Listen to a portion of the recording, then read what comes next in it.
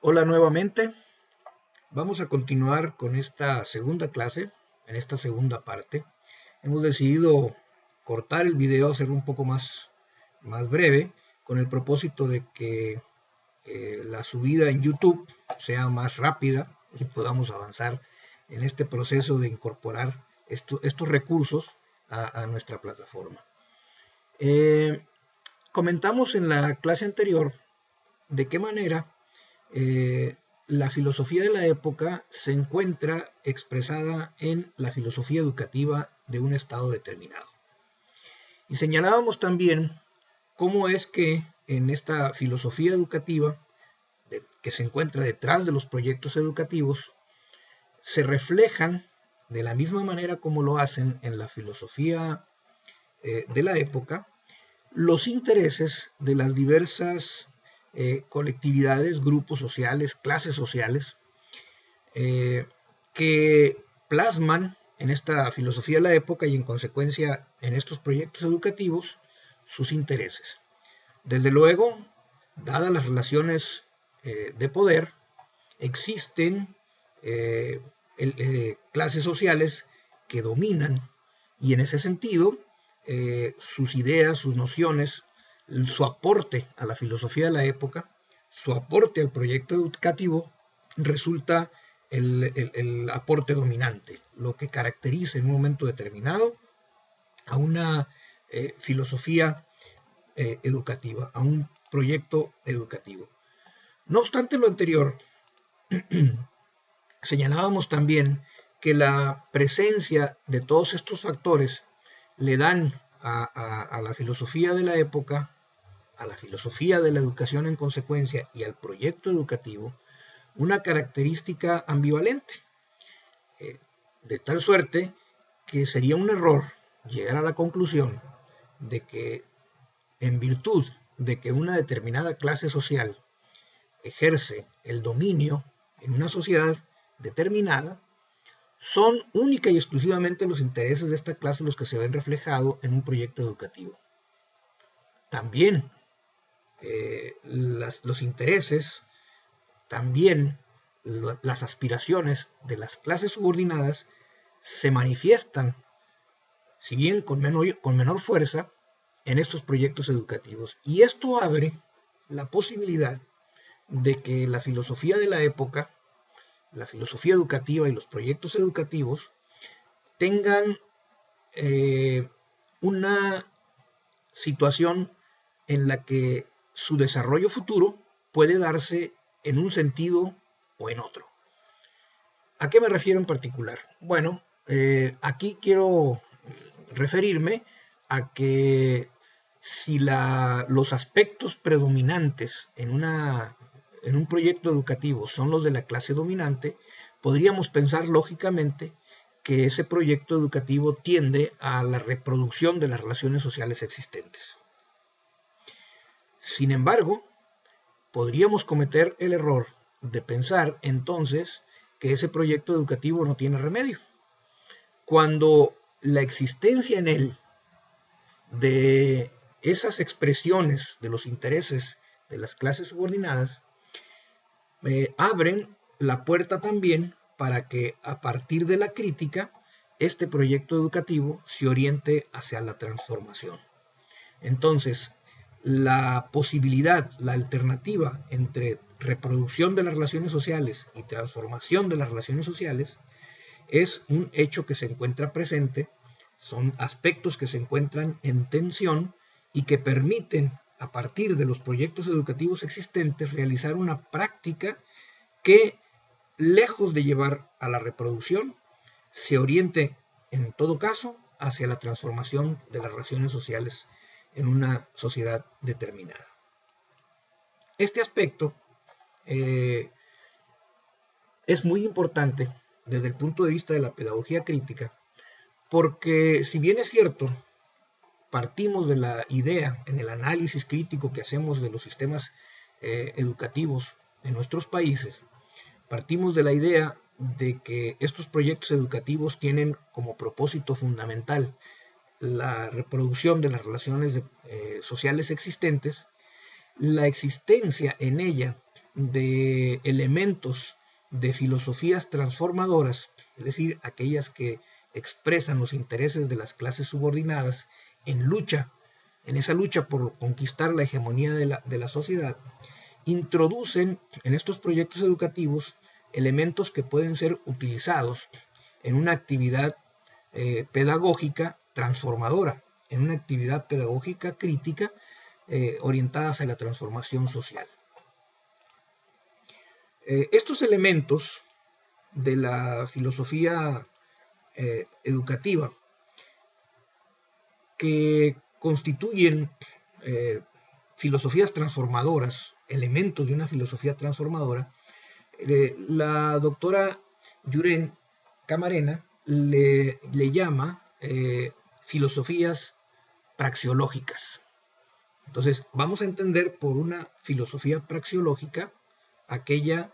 que contiene estos elementos de una filosofía transformadora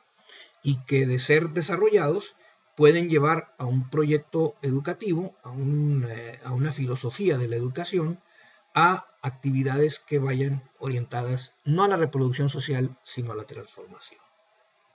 Ahora bien, sin embargo, estos elementos praxeológicos que están presentes, en virtud de la dominación que ejerce la clase dominante,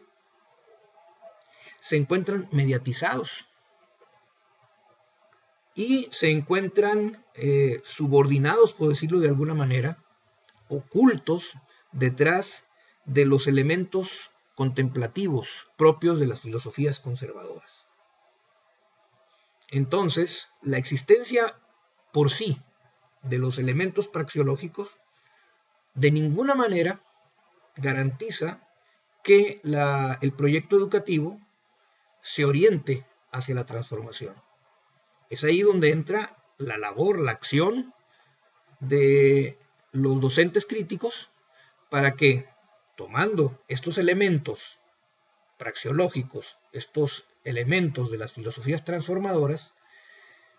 desarrollen una práctica pedagógica que lleve el proyecto educativo hacia la transformación. Ahora bien, en este aspecto, con base en estas consideraciones,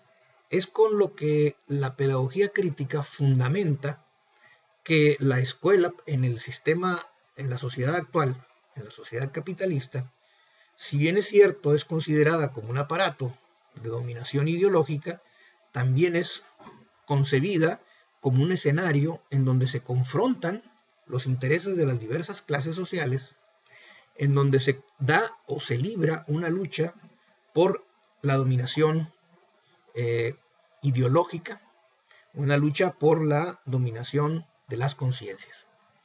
Y en este sentido es que la pedagogía crítica concibe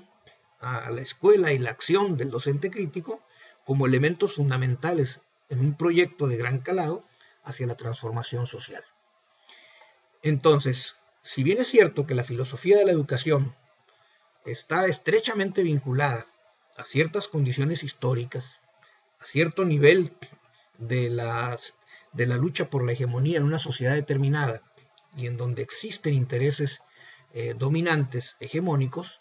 es importante considerar, no obstante, la presencia de estos elementos praxeológicos, de estas filosofías de la transformación, que pueden ser utilizados, que deben ser utilizados por el docente crítico, para a partir de ahí realizar una labor, una actividad pedagógica que transforme el propio sistema educativo, que transforme el proyecto educativo de un Estado en un proyecto transformador y que se tome distancia, se aleje de ese modelo, de ese propósito de que el proyecto educativo sirva para lograr la reproducción social. Veamos particularmente cómo esto se desarrolla en el caso particular del Estado mexicano. De acuerdo con la doctora Yuren Camarena, y basándose en los trabajos de otros estudiosos de la historia de nuestro país, ella ha señalado que nuestra historia se puede dividir en diferentes etapas, atendiendo a la filosofía que en un momento determinado predomina, a los valores que predominan en determinadas etapas históricas y en consecuencia a aquellos que caracterizan la llamada filosofía de la época. Podríamos establecer un primer periodo, atendiendo a esta recomendación de la doctora Yuren Camarena, que podríamos señalar nosotros como el periodo previo al primer Estado nacional. Nuestro país entra en la historia como Estado nacional a partir de la consumación de la independencia, en 1821. Antes formábamos parte de la colonia española y en ese sentido nuestro país no podía ser considerado evidentemente un Estado nacional, más allá de que tuviese fronteras, más allá de que tuviese una organización administrativa, hasta cierto punto, digamos, no autónoma, pero bueno, una organización administrativa propia, ¿verdad? Dependiente de la colonia, evidentemente, y que se realizaban actividades económicas que generaban una riqueza, buena parte de la cual era utilizada para reinvertirse en nuestro territorio. Sin embargo, pues no podíamos hablar de la existencia de un Estado nacional, no había autonomía, éramos un territorio dependiente, como lo era también el resto de América Latina. Sin embargo, como consecuencia, entre otras cosas, de las guerras napoleónicas, en nuestro país, particularmente cuando el rey de España es quitado del trono por las fuerzas de Napoleón y es colocado en su lugar un hermano de Napoleón, se avivan en nuestro país y también en el resto de América Latina las ansias, los ideales independentistas. No es casual que todos los países de América Latina hayan iniciado su independencia aproximadamente entre 1810 y 1811. Y no es casual tampoco que hayan concluido sus procesos de independencia en el momento en que nuevamente la corona española, por allá en 1820, es nuevamente derrocada, ya no ahora por las fuerzas napoleónicas, sino por las fuerzas liberales propias de España. En ese sentido, ¿verdad? En nuestro país inicia la formación del Estado Nacional con la consumación de la independencia. Y entonces, en este periodo, ¿verdad? La doctora Camarena, Yuren Camarena, nos señala que digamos, la característica más importante de la filosofía de la época estaba caracterizada por este principio de la autonomía. Y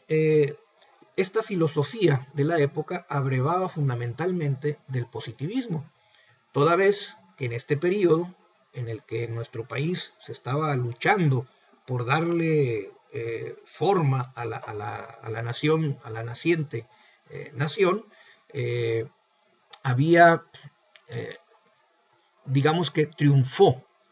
la visión liberal entre los grupos que estaban contendiendo por la hegemonía en el poder en nuestro país. Los liberales finalmente derrotan a los conservadores y es el positivismo, que es esta corriente filosófica surgida del liberalismo, la que predomina durante esta época. Entonces ahí podríamos localizar nosotros los elementos, las características esenciales de la filosofía de la época. Posteriormente,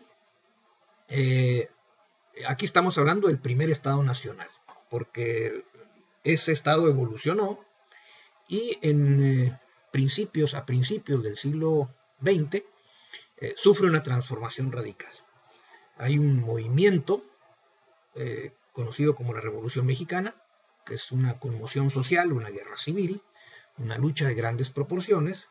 que transforma de manera radical las bases del Estado mexicano. Y entonces, a partir de esta época, el principio axiológico ya no fue la autonomía, sino que como fue una revolución que se realizó para combatir fundamentalmente las injusticias del sistema que estaba surgiendo o que surgió como consecuencia del predominio de los liberales y del desarrollo de un capitalismo dependiente, sobre todo en la última parte del siglo XIX y principios del siglo XX, las consecuencias de este desarrollo habían generado mucha injusticia social, mucha desigualdad social. Y entonces el sentimiento de las masas trabajadoras, incorporadas particularmente las campesinas al movimiento revolucionario, pues iban en la búsqueda de la justicia social, de una distribución más equitativa de la riqueza.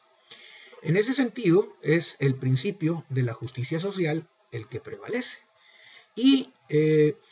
hay un combate a las ideas en el terreno de la filosofía, del positivismo, y se buscan incorporar nuevas corrientes de pensamiento filosófico. El pragmatismo, y en la época, digamos,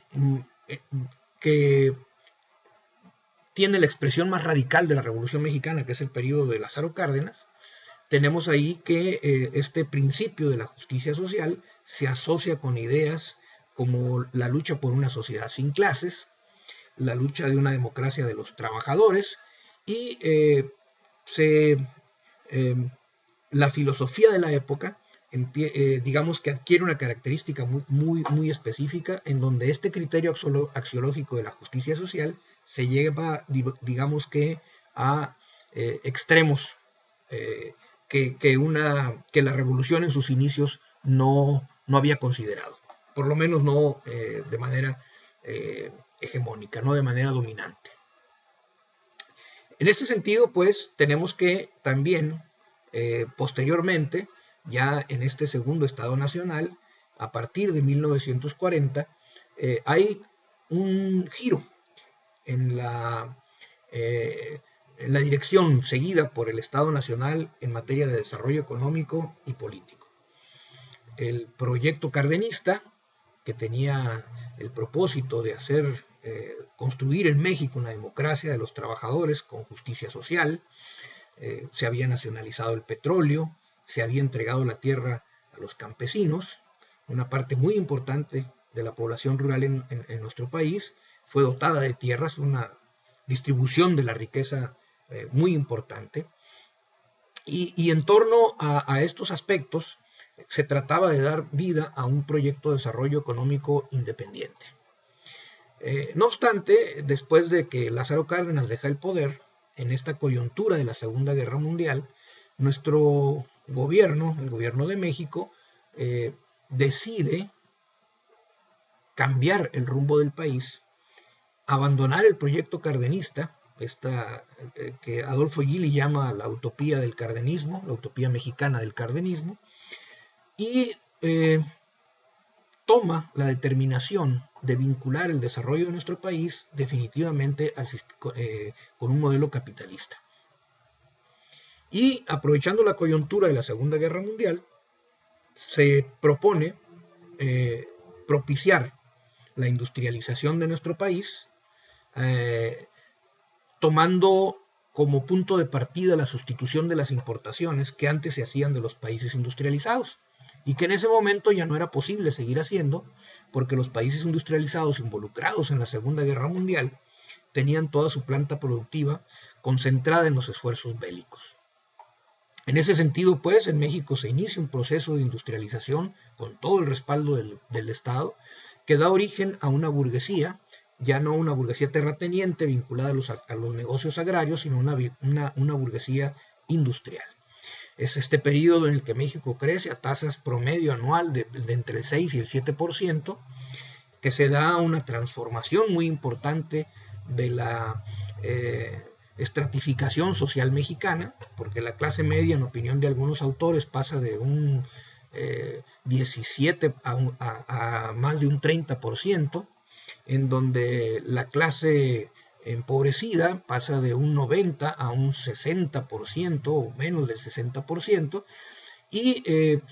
evidentemente el surgimiento de una burguesía vinculada a negocios ya que tienen que ver con la industria y con las finanzas, que empieza a desarrollarse de manera muy importante en nuestro país. Entonces, durante este periodo, este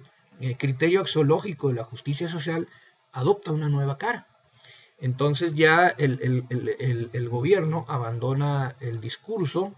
de la lucha de clases, abandona el concepto de la educación socialista que se desarrolló durante la época del cardenismo y adopta un nuevo enfoque educativo basada en lo que fue la consigna o la máxima del periodo posterior a Cárdenas, que era la unidad nacional. Esto es, el discurso de la lucha de clases se sustituye por el discurso de la unidad nacional en favor del desarrollo y del progreso de nuestro país. En este sentido, pues aquí tenemos ya otros criterios axiológicos, ya tenemos otra definición, tenemos otra filosofía,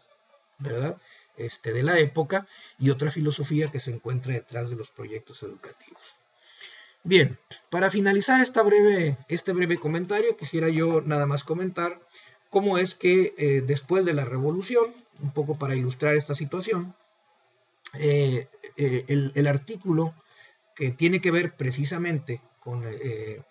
la educación, que es el artículo 3º, que se encuentra en el primer capítulo de la Constitución relativo a las garantías individuales, establece de manera textual que la enseñanza en México es libre,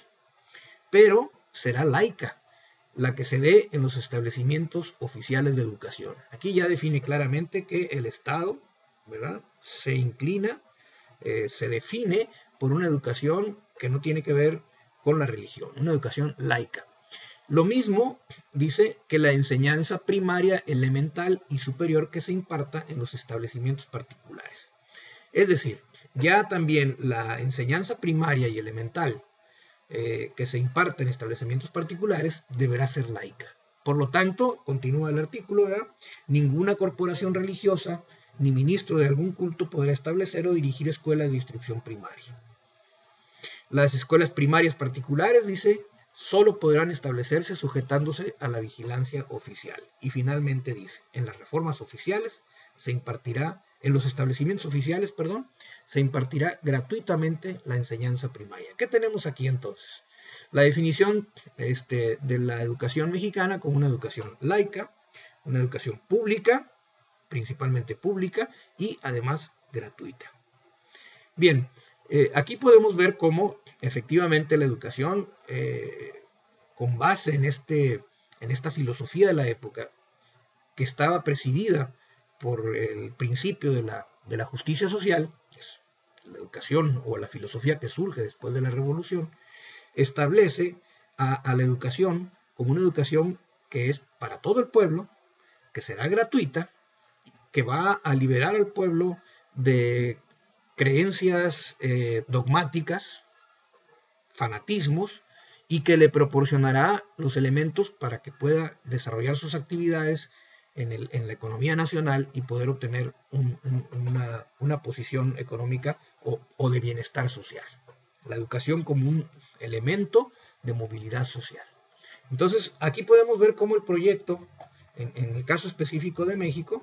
el proyecto educativo, basado en una filosofía de la época que vino cambiando desde la época en que surge el Estado mexicano y que va estableciendo diversos principios o valores fundamentales, como fue la autonomía, como fue el orden y el progreso en el caso del positivismo, en la época